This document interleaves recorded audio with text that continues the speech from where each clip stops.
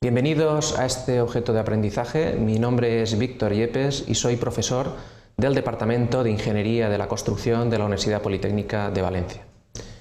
¿Cuáles serían aquellas características que deben cumplir los encofrados y los moldes para garantizar el éxito en la construcción de estructuras de hormigón?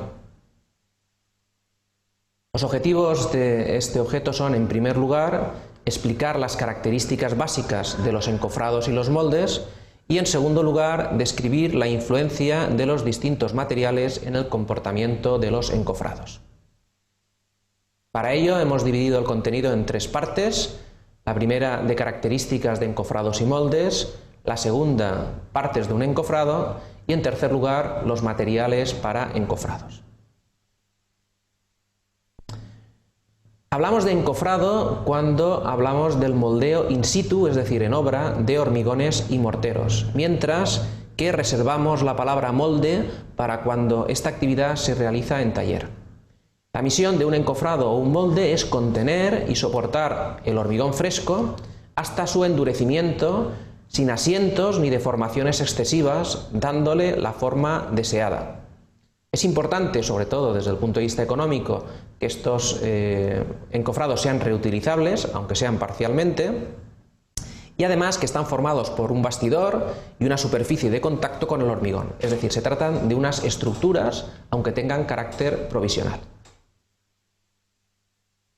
En cuanto a los aspectos económicos, resulta muy importante decir que el coste del encofrado puede suponer entre el 25 y el 35% del coste total de la estructura, donde además es muy importante el coste de la mano de obra y tiene una gran incidencia en los plazos. Todo esto nos lleva a que resulte muy importante optimizar el coste del encofrado y su reparación. En esta tabla podemos comprobar cómo el coste total del encofrado es superior al resto de conceptos y donde la mano de obra y varios suponen una parte muy importante de dicho coste. En cuanto a las características de los encofrados y los moldes, lo más importante es que sean resistentes, deben de soportar el empuje del hormigón fresco, el peso de las armaduras y la compactación y vibración del hormigón. Deben soportar las sobrecargas de uso durante el hormigonado, las acciones horizontales como las de viento, arranque y parada de máquinas, soportes inclinados, y además, en el caso del hormigón pretensado, deben ser resistentes a la redistribución de tensiones y deformaciones impuestas. Otra característica es que deben ser estancos, hay que evitar las fugas de lechada, esto deteriora la estética, provoca coqueras, nidos de grava, son zonas de menor resistencia. Además deben de ser químicamente inertes, es decir, no deben interactuar con el hormigón, no se deben adherir al hormigón tras el fraguado. Para evitar esto también se utilizan desencofrantes, que son productos antiadherentes, y deben resistir a la abrasión del hormigón. En cuanto a las partes del encofrado, aquí tenemos las más importantes. Lo primero es la piel encofrante, que sería lo que le da el aspecto y la calidad al paramento. Detrás, como número 2, se encuentra el panel, que soporta el empuje sin perder la planeidad. El punto número 3 es la microrigidización, que aligera el panel. El 4, la macrorigidización, que soporta las acciones. Y como número 5 tenemos el soporte del encofrado, que en el caso de ser vertical es lo que se denomina cimbra. En cuanto a los materiales para los encofrados, son de distintos tipos. Aquí vemos en una tabla cómo podemos utilizar madera, por ejemplo de planchas unidas con un número de puestas que serían de 1 a 20. La textura que daría sería de vena absorbente y su uso normalmente se destina a hormigón in situ o superficies planas o regladas. Podemos utilizar el contrachapado con un número mayor de puestas, en este caso de 15 a 60. La textura que nos proporciona es ligeramente rugosa. También es de usos múltiples, formas planas, curvas. Con madera también se puede utilizar con fibras, en este caso de 1 a 50 puestas y textura variable, o también de partículas, en este caso con un número menor de puestas, de 1 a 10, y textura también variable.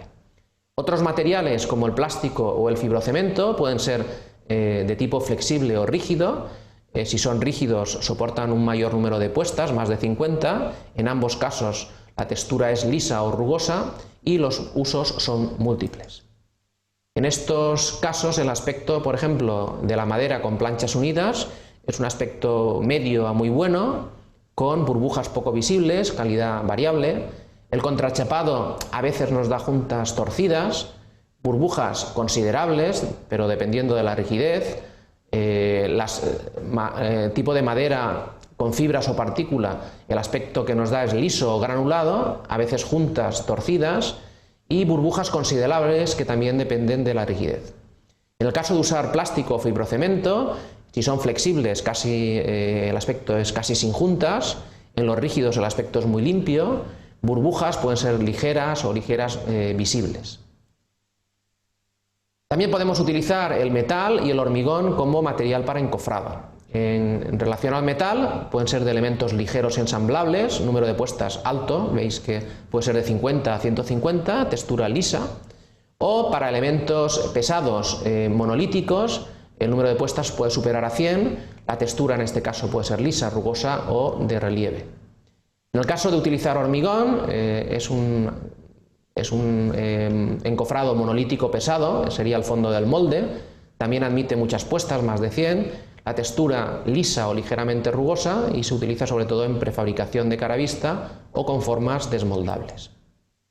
Aquí podemos ver que el aspecto del material, en este caso del metal, es de juntas visibles, a veces torcidas, burbujas frecuentes, y en el caso de elementos pesados monolíticos el aspecto es bueno, aunque también hay ligeras burbujas, pero perceptibles. En el caso del hormigón el aspecto es muy bueno, pocas burbujas, pero es necesario utilizar un desencofrante. En cuanto a las precauciones, si utilizamos madera, hay que tener en cuenta que se debe de humedecer previamente para evitar absorber el agua contenida en el hormigón. Además, se permitirá su libre entumecimiento sin que se originen esfuerzos o deformaciones anormales. En relación al aluminio, este estará prohibido salvo un certificado de entidad de control que nos diga que tiene este aluminio una protección superficial que evite la reacción con los álcalis del cemento.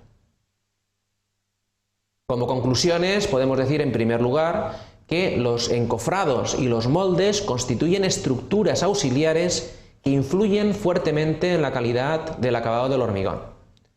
En segundo lugar, que el encofrado supone alrededor de 1/3 del coste de una estructura, siendo muy importante la partida de mano de obra. Y por último, decir que el tipo de material que conforma un encofrado influye decisivamente en el número de puestas y en el aspecto del acabado. ¿Cuáles son los elementos auxiliares y la función que tienen los encofrados? Vamos a plantear los siguientes objetivos en este objeto de aprendizaje. En primer lugar, explicar el concepto de encofrado y sus elementos auxiliares. Después, describir las funciones y las características exigibles a los encofrados. Y por último, analizar los defectos más frecuentes en las estructuras de hormigón debido justamente a los encofrados. Para ello hemos dividido el contenido en las siguientes partes: la definición, elementos auxiliares, funcionalidad, requisitos y defectos frecuentes. Un encofrado es la estructura auxiliar destinada a la retención y moldeo del hormigón fresco. Debe ser capaz de resistir las cargas que actúan sobre él y además cumplir las condiciones de funcionalidad, seguridad y economía. En cuanto a los elementos auxiliares necesarios para que el encofrado cumpla su función, tenemos las cimbras, los puntales, las celosías y los tensores. Las cimbras, como las que veis en la imagen, son los entramados destinados a sustentar el encofrado. Consiguen su estabilidad y además resisten las solicitaciones durante la ejecución. Los puntales, en cambio, son elementos verticales encargados de transmitir los esfuerzos verticales. Pueden instalarse de forma aislada, como los que se ven en la imagen, o pueden estar arriostrados entre sí para mayor rigidez y para aumentar la capacidad de carga. Las celosías son este tipo de elementos que vemos en la imagen y se disponen cuando no es posible utilizar las cimbras llenas porque no se puede disponer, como es el caso de la figura, de elementos intermedios de apuntalamiento vertical. Y por último, los tensores son elementos inclinados que transmiten los empujes laterales que actúan sobre el encofrado. ¿Cuáles son las funciones del encofrado? Aquí tenemos las más importantes. En primer lugar, servir de molde para obtener el diseño previsto, impedir la pérdida de lechada y finos durante el fraguado, asegurar la correcta colocación de las armaduras y sus recubrimientos y resguardar al hormigón de temperaturas extremas. En cuanto a los requisitos exigibles, por tanto, serán en primer lugar resistencia y rigidez. Deben de ser los encofrados capaces de soportar las acciones, tienen que aguantar los estados límite por fallo o estados límites funcionales, tienen que ser estancos, evitar la pérdida de lechada o finos, seguros, hay que evitar peligro a los trabajadores durante las fases de montaje, hormigonado y desencofrado. No debe de tener adherencia del hormigón para facilitar el desencofrado y para mejorar el acabado. La textura debe ser adecuada para conseguir el acabado deseado y además deben de ser manejables en obra, tanto por tamaño como por el peso, deben de ser adecuados para ser transportados y colocados en obra. Además, deben de ser fácilmente montables. Esto incide de forma directa en el ahorro de tiempo de ejecución, facilidad de desencofrado para no entorpecer la marcha de la obra y además debe de emplear materiales reutilizables. El uso repetido mejora la rentabilidad económica. En cuanto a los defectos frecuentes, es interesante ver cómo cada tipo de defecto está relacionado con la causa que lo provoca. Aquí en la imagen tenemos algunos de ellos, vamos a verlo con cierto detenimiento. Los desconchones, por ejemplo, la causa que los provocan son desencofrados prematuros. Los nidos de grava se deben a una mala compactación o a una apertura de juntas que producen fugas de lechada. También la mala compactación y la fuga de lechada provocan coqueras o rebabas, en este caso no solamente por la fuga de lechada, sino por movimientos relativos entre paneles. Además, la falta de planeidad puede deberse a una rigidez insuficiente del encofrado.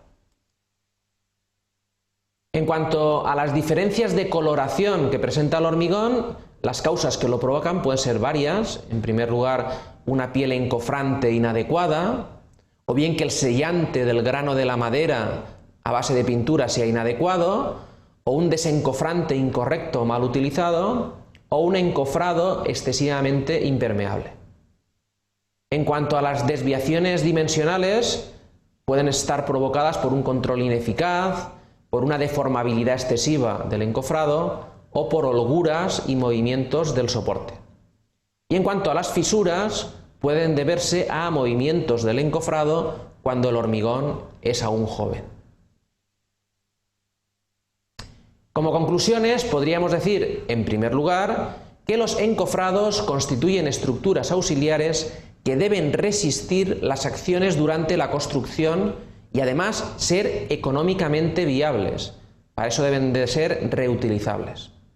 En segundo lugar, que el encofrado necesita de elementos auxiliares que permitan soportar las acciones del hormigón fresco: cimbras, puntales, celosías y tensores.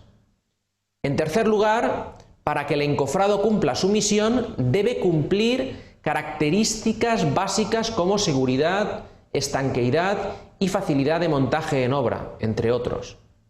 Y por último, que los defectos en el acabado del hormigón indican la posible causa debida al encofrado. ¿Cuáles serían los criterios para seleccionar de forma eficaz cada tipo de encofrado en función de la obra que vayamos a hacer?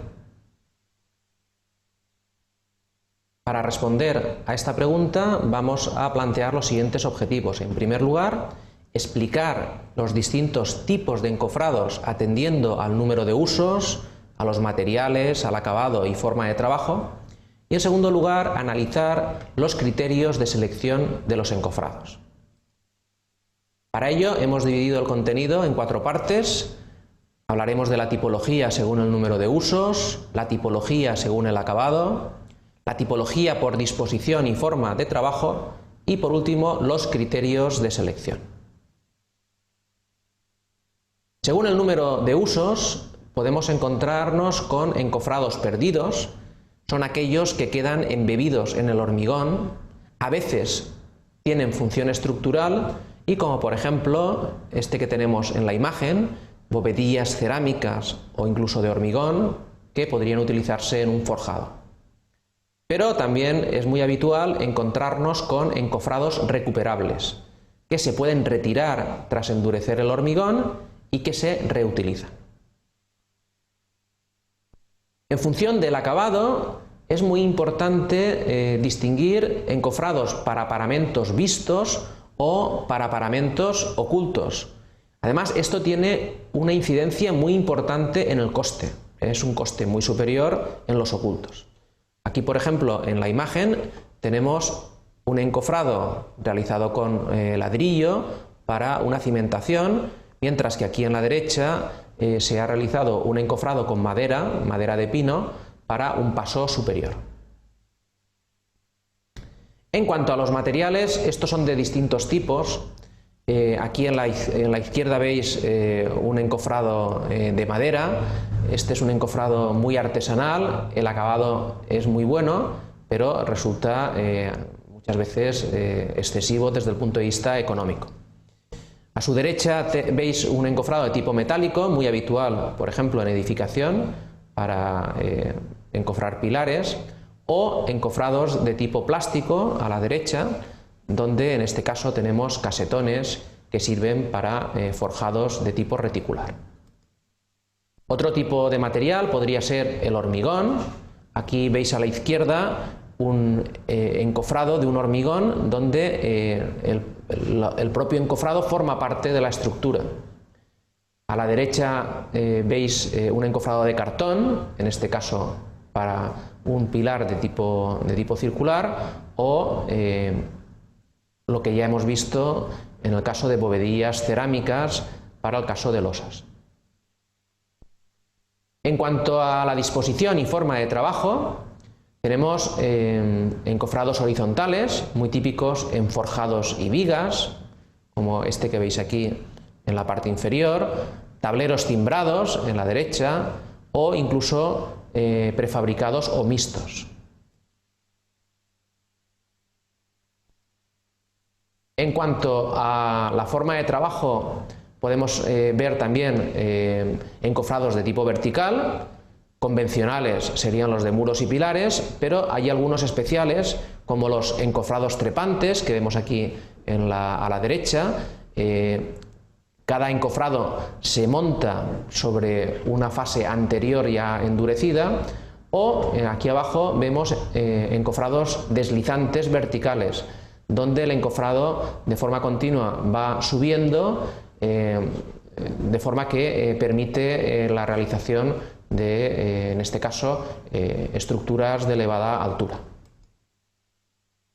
Otra tipología son las que podemos ver a continuación, por ejemplo, encofrados destinados a túneles y bóvedas de distintas formas. Para obras lineales, aquí por ejemplo podemos ver carros en voladizos sucesivos para la construcción de puentes, o algunos especiales, como estos que veis aquí en edificación, donde son encofrados tipo túnel, muy habituales. Otros especiales ya son para obras singulares, como estas que veis en las imágenes. En cuanto a los criterios de selección, deberemos de tener en cuenta distintos factores.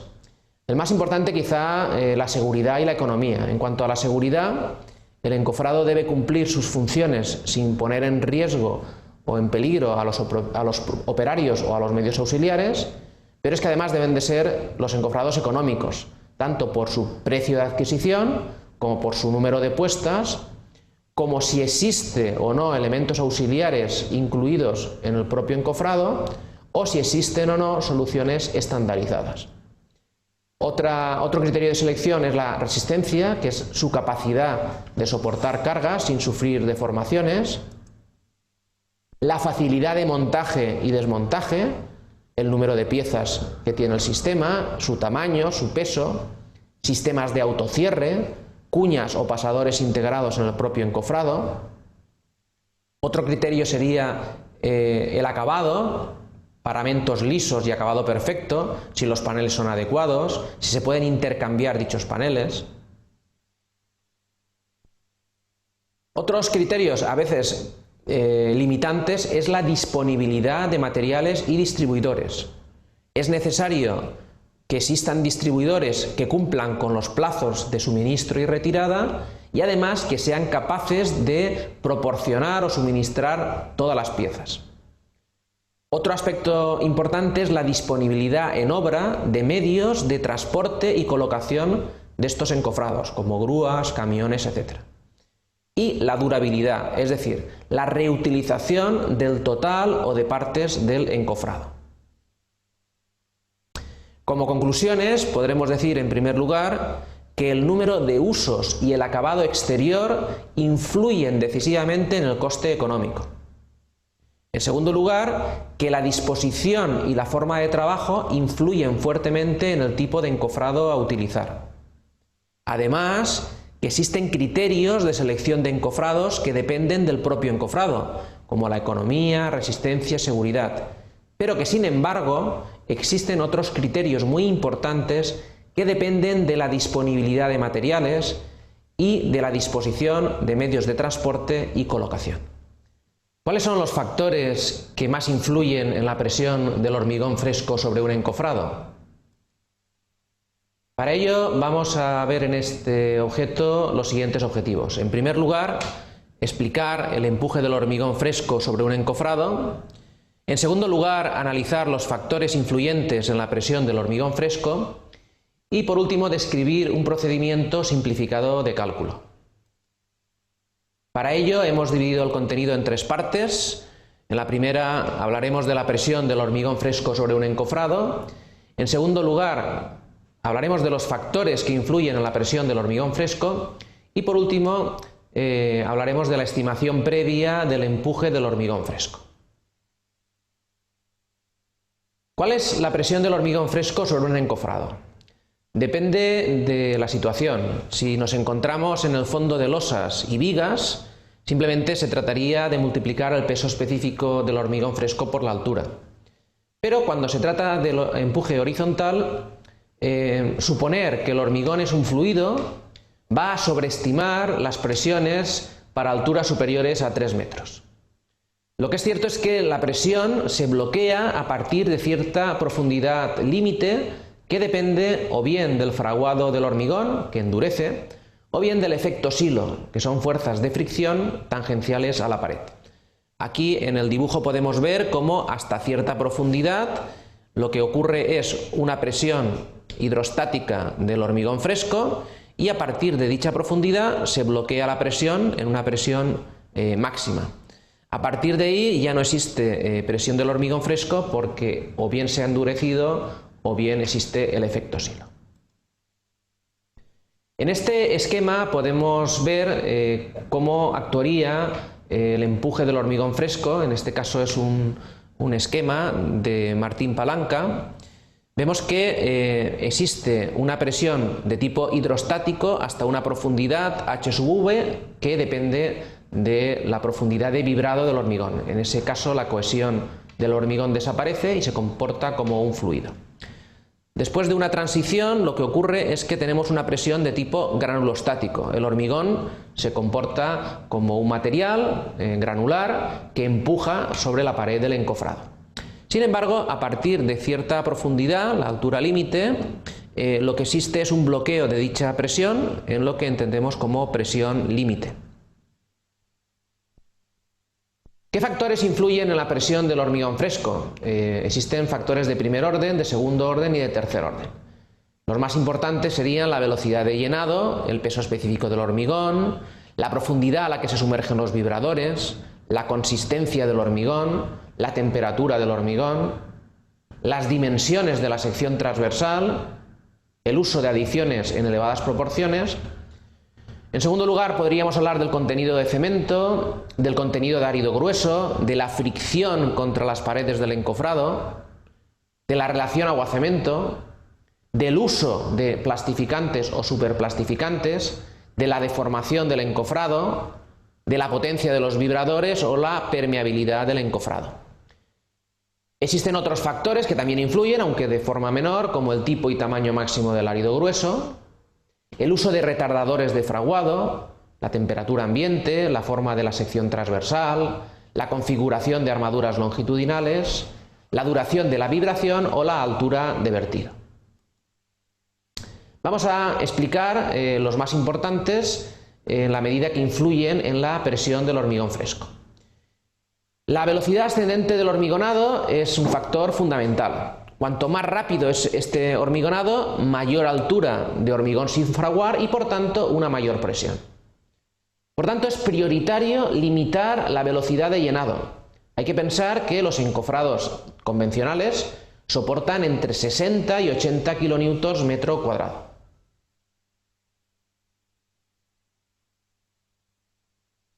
El siguiente factor es la temperatura de fraguado. Los procesos químicos del fraguado son más lentos cuando baja la temperatura. De esta forma, la presión aumenta considerablemente por debajo de 15 grados centígrados. Habría que aumentar la presión un 3% por cada grado por debajo de esos 15 grados centígrados y en cambio disminuir la presión un 3% por cada grado por encima de 15 grados centígrados. Otro aspecto o otro factor importante es la docilidad del hormigón, que se mide en cono de Abrams. A mayor docilidad existe un menor talud natural del hormigón y por tanto un mayor empuje. En cuanto a la inclinación de la superficie encofrante, alfa, esta influye en la presión granulostática, que como podemos ver tiene que ver con un coeficiente K sub A que depende de alfa, que es el ángulo del paramento, que es mayor que 0 si el paramento tiene hormigón gravitando sobre él y menor que 0 en caso contrario, y beta, que depende del talud natural del hormigón. Es muy importante en este sentido también hablar del fenómeno de boyancia que se ve en la figura sobre el encofrado. Las presiones verticales pueden levantar el encofrado, por tanto en obra debemos de amarrar para evitar problemas de ejecución. En cuanto a la profundidad de vibrado, el vibrado devuelve la fluidez al hormigón y por tanto a mayor profundidad de vibrado hay un mayor empuje. Se supone en este caso que se sigue la ley hidrostática, pues la cohesión del hormigón se anula. Otro factor que influye es la frecuencia y la potencia del vibrador. A mayor frecuencia existe un mayor empuje. Otros factores serían la dosificación del cemento. Cuanto mayor cantidad exista de cemento, existirá un mayor empuje horizontal. Los aditivos, como retardadores y fluidificantes, también aumentan los empujes. Y los áridos también influyen en el sentido de que una granulometría discontinua presenta un menor rozamiento interno y por tanto un mayor empuje del hormigón fresco sobre el encofrado. En cuanto a las armaduras, los elementos fuertemente armados ejercen, en este caso el hormigón, un empuje menor debido al rozamiento. Y en cuanto a la altura de vertido, a mayor altura, mayores cargas dinámicas y por tanto mayores empujes. ¿Cómo podríamos estimar el empuje del hormigón fresco? Después de miles de resultados prácticos, Ricard recomienda para una primera estimación muy burda que en vertidos rápidos, 5 metros por hora o más, estimar una carga triangular de 2,5 metros de altura con 48 kN metro cuadrado en la base, y para vertidos lentos una carga uniforme de 36 kN metro cuadrado. Sin embargo, existen métodos más precisos como la norma alemana, la DIN 18218, la norma americana, la ACI 347, o la propia teoría granulostática del Instituto Eduardo Torroja, entre otros, que nos permiten una mayor precisión en este cálculo. Como conclusiones, podemos decir, en primer lugar, que considerar un empuje horizontal hidrostático del hormigón sobrevalora los empujes. En segundo lugar, decir que el endurecimiento del hormigón o el efecto silo bloquean el valor del empuje a partir de cierta profundidad límite. Además, que la velocidad de hormigonado es un factor crítico a considerar para no sobrepasar los empujes. Y que la temperatura y la consistencia del hormigón, así como la vibración, suponen factores de primer orden en el empuje. ¿Qué métodos podemos emplear para el cálculo del empuje del hormigón fresco sobre un encofrado? Para verlo, vamos a establecer en este objeto los siguientes objetivos. En primer lugar, explicar los métodos de cálculo para el empuje del hormigón fresco. En segundo lugar, analizar los factores influyentes en el cálculo atendiendo al tipo de método. Y en tercer lugar, resaltar las limitaciones y el alcance de cada método. Para ello hemos dividido el contenido en 5 partes. La norma alemana DIN 18218, la norma americana ACI 347, la teoría granulostática del Instituto Eduardo Torroja, la propuesta canadiense de Gardner y la propuesta CIRIA Report 108. En cuanto a la norma alemana DIN 18218, para poder utilizarla necesitaríamos cumplir con una serie de hipótesis de cálculo. La primera, que el tamaño máximo de árido sea de 63 milímetros, que los encofrados sean verticales con una desviación máxima de más o menos 5 grados respecto a la vertical. Se supone un peso específico del hormigón de 25 kilonewtons metro cúbico, una temperatura de hormigonado de 15 grados centígrados, un tiempo de fraguado máximo de 5 horas y una velocidad máxima de ascenso del hormigón de 7 metros por hora. Aquí podemos ver a la derecha el esquema de cálculo. Vemos que hasta cierta profundidad nos encontramos con una presión de tipo hidrostático, luego la presión se bloquea a un máximo y a partir de cierta profundidad, en este caso 5 veces la velocidad de ascenso, ya no existe una presión del hormigón. Esto sería muy importante en el caso de encofrados deslizantes. En la tabla 1 podemos ver el cálculo de la presión máxima del hormigón fresco en función de la consistencia expresada en cono de Abrams y nos da, o podemos calcular la presión máxima en kilonewtons metro cuadrado. Con las siguientes limitaciones: la presión máxima no superará los 100 kilonewtons metro cuadrado en pilares, los 80 kilonewtons metro cuadrado en muros, y siempre esa presión se mantendrá inferior a la hidrostática, es decir, a 25 veces la altura, expresado en kilonewtons metro cuadrado. En esta tabla, la 2, podemos ver la influencia de los retardadores en el empuje del hormigón fresco, siempre que la altura de hormigonado sea inferior a 10 metros. Así, por ejemplo, el coeficiente de retardo de 15 horas en un cono de Abrams de entre 60 y 150 sería de 2,15. Además, se debe de corregir la presión máxima atendiendo a la temperatura del hormigón fresco. Si fuera superior a 15 grados, se podría reducir la presión un 3% por cada grado sin pasarse del 30%. Si la temperatura del hormigón fresco es inferior a 15 grados centígrados, aumentaríamos un 3% por cada grado. Y además, si la temperatura exterior es menor a 15 grados centígrados y no existe aislamiento térmico, se debería aumentar un 3% por cada grado. La norma americana, la ACI 347, en su versión del 2004, nos pide que el cono de Abrams como máximo sea de 175 milímetros, que la compactación del hormigón con vibrador interno tenga una profundidad máxima de 1,2 metros y, como antes, la presión hidrostática se bloqueará hasta llegar a la presión máxima. Los datos necesarios en este caso sería la velocidad ascendente de hormigonado, V, expresado en metros por hora, la temperatura de fraguado del hormigón, T, en grados centígrados, y la altura del encofrado H en metros. Aquí tenemos las expresiones que utiliza esta norma. en columnas o muros con una velocidad de ascenso en el hormigonado menor a 2,1 metros por hora y alturas inferiores a 4,2 metros, vemos que la presión máxima depende de dos coeficientes, C sub W y C sub C, que ahora veremos, y vemos que esa presión va a depender tanto de la velocidad de ascenso del hormigonado como de la temperatura.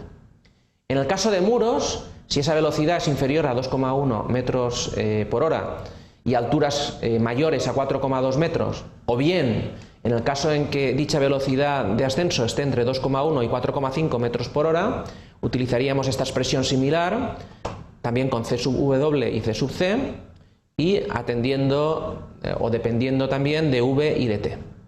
Si la velocidad es mayor a 4,5 metros por hora, es una velocidad de llenado muy alta y la ley que seguiríamos sería la hidrostática de presiones. En cualquier caso, la presión máxima será mayor a 30 veces C sub W. En esta tabla, la 3, vemos este coeficiente que depende del peso. Dependiendo del peso específico del hormigón, tendremos un coeficiente u otro. Además, la norma nos proporciona la tabla 4, donde se determina el coeficiente de composición química C sub C.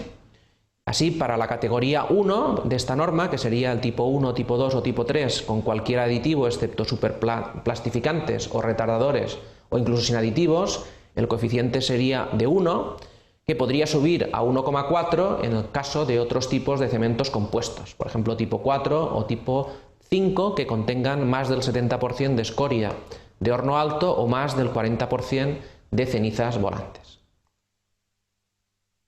El tercer método es la teoría granulostática del Instituto Eduardo Torroja, se debe a Martín Palanca. Podemos ver en esta teoría tres zonas.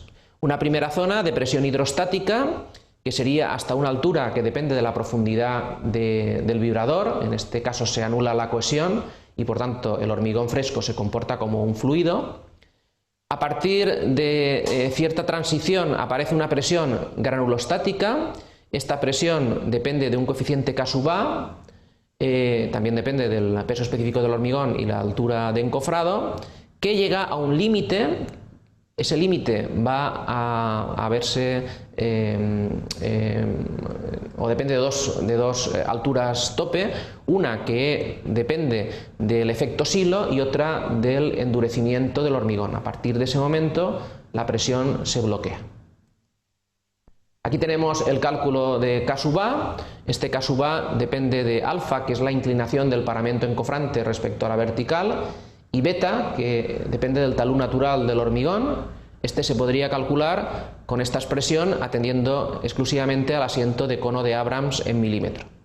Con esta teoría, a falta de otros datos, se considera un peso específico del hormigón de 23 kN metro cúbicos en paramentos con inclinaciones menores a 45 grados respecto a la vertical y de 25 kN metro cúbico en el caso de que empuje en otro tipo de inclinaciones, de otros casos.